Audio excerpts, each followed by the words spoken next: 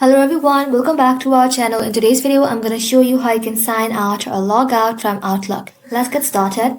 So, if you have the Outlook application, all you have to do is simply open it up and sign in to your account. If not, open a browser. In the search bar, search for outlook.live.com and then log in to your account. Once logged in on a browser, simply tap on your profile icon right over here. And here you will be able to find an option that says sign out.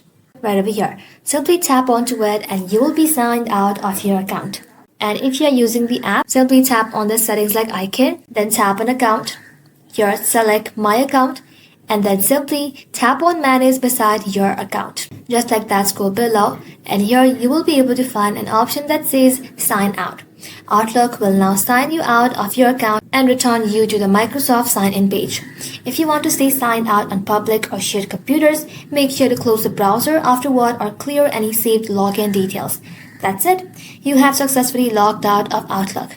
Thank you for watching. If this video was helpful, leave a like and sub and I'll see you in the next one.